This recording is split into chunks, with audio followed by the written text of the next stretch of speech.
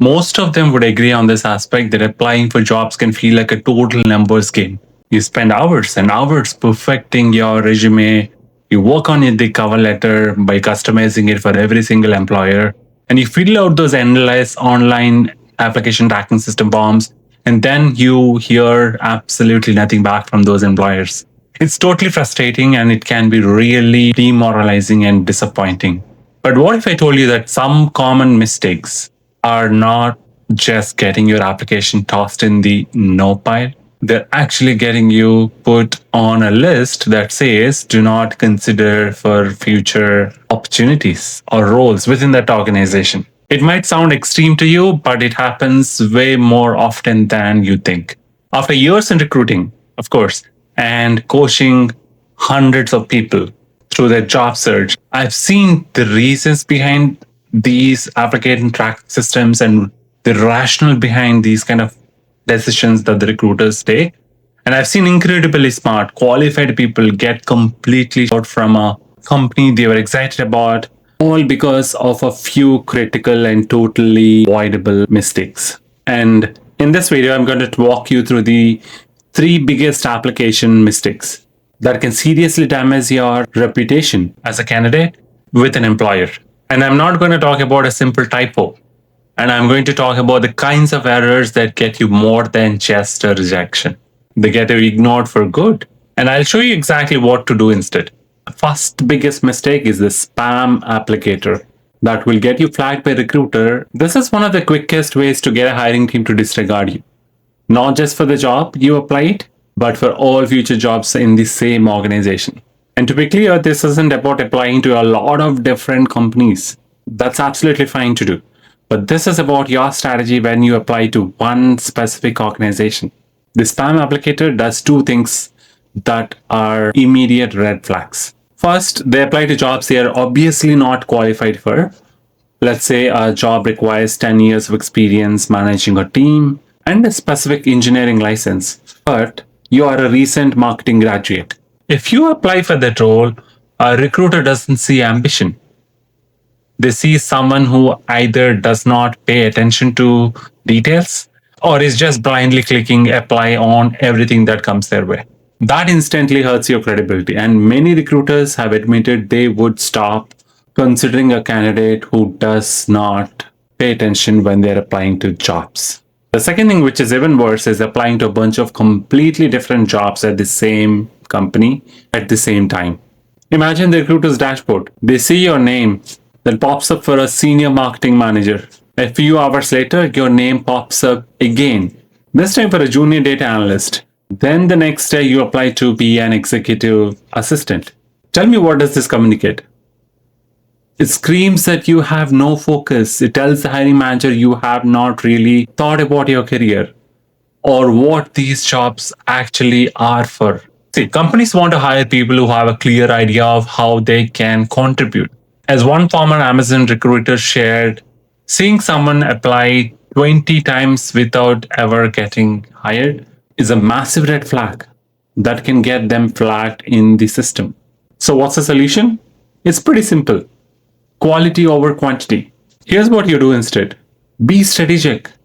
Identify just 1, 2, or maybe 3 roles at most that genuinely fit your skills and, of course, experience. Read the job description carefully and be honest with yourself about whether you meet the core requirements that are listed in the job ad. Then for each of those roles, tailor your resume and cover letter. Mention the specific skills and responsibilities from the job description. This shows the recruiter that you are intentional, you are serious about this specific role, and you respect their time. This targeted approach does not just improve your chances for one job, it builds your reputation as a thoughtful, professional candidate. And they might consider you for other roles down the line, right? The second major mistake is what I call a communication catastrophe. A lot of people think the interview starts when you sit down for the interview. But the truth is, you're being evaluated from the very first email you send. Every single interaction is part of the evaluation. A communication catastrophe can be something small, like an email full of typos or one that starts with an overly casual, hey, thing. And those things signal a lack of professionalism The mistakes that you get blacklisted are usually much more serious. One of the worst is ghosting. A recruiter reaches out to schedule a call and you just never reply. Or even worse, you go through a couple of interviews and then vanish into thin air. But the absolute worst version of this is accepting a job offer and then not showing up on the first day with absolutely zero communication. This is the fastest way to burn a bridge, not just with the recruiter, but with the entire organization. And that recruiter will remember your name.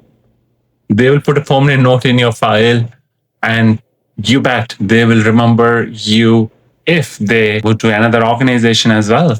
And another form of this is being aggressive or pushy in your follow up. Sending a thank you note is absolutely great, most welcome, but sending a demanding email the very next morning asking for a decision is not what a recruiter would expect. Complaining about the hiring timeline or pressuring the hiring manager is a huge red flag again. I once saw a candidate with a great resume get completely taken out of the running because their follow up emails were so rude and demanding. The hiring manager decided they would be a nightmare to work with. Finally, talking badly about your past employees is a guaranteed way to raise doubts. Even if everything you're saying is true, the interviewer just hears negativity and get into an assumption that you will talk about them the same way one day. The solution here is to maintain a mindset of complete professionalism. Treat every email, every phone call, and every person you interact with, including the receptionist. This is again a basic aspect, and as if it is your final interview. Be prompt and polite. Proofread your emails. When you follow up, be patient. Instead of asking, have you made a decision yet? Try something like, I really enjoyed our conversation last week and I'm still very excited about this role. And I'm looking forward to hearing about the next steps when you make a decision. And if you're asked about a past job, frame it constructively. Instead of my boss was a micromanager, say I'm really looking for a role with more autonomy, where I can take ownership of my projects, which is one of the things that excites me about this opportunity. Honesty is absolutely key, but diplomacy is what protects your reputation. By the way, if you're finding this advice helpful and want more practical tips to help you in your job search, take a second to hit that like button and subscribe. Something that I often ask people, but if you have come to this, means you have certainly grabbed something out of this video. The third and most serious mistake that will get you permanently blacklisted is any form of deception. Lying on your resume or in an interview is the only thing you can almost never come back from. And let's be clear what I mean here. I'm not talking about phrasing a job duty in a way that sounds more impressive. I'm talking about straight up lines, making up job titles, changing your employment dates to hide a gap, claiming you have a degree you never finished, or lying about how well you know a critical software. Here's the thing. It is incredibly easy for companies to check this stuff. Background checks are a standard part of the process, and they will confirm your employment dates and your education, of course. And when they call your references, and they can easily find out the truth about your role.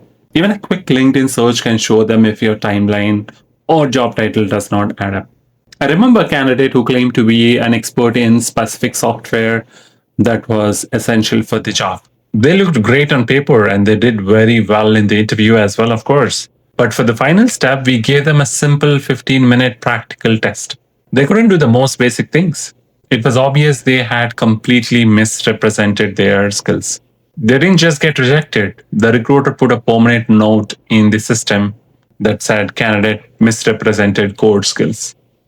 Do not contact for any future roles. Getting caught in a lie completely destroys your credibility. The hiring manager's thinking is, if they're willing to lie to get a job, they're willing to lie on the job as well. And it makes you a huge liability, and no company is going to take that risk. The solution is radical honesty. It is always better to be honest about where you are at than to get caught in a lie. And if you have an employment gap, be ready to explain it. If you're not an expert in a program, be honest about your skill level. You can say something like, I have a foundational knowledge of that software and I'm a very fast learner and I'm confident I can get up to speed very quickly. That answer is so much better than pretending to be an expert. And your integrity is your single most valuable asset in your career. Don't trade it for one job opportunity. When you're honest, you show confidence and self awareness. And those are the qualities that every employer is looking for. So now you have all the three mistakes that do more than just get you rejected.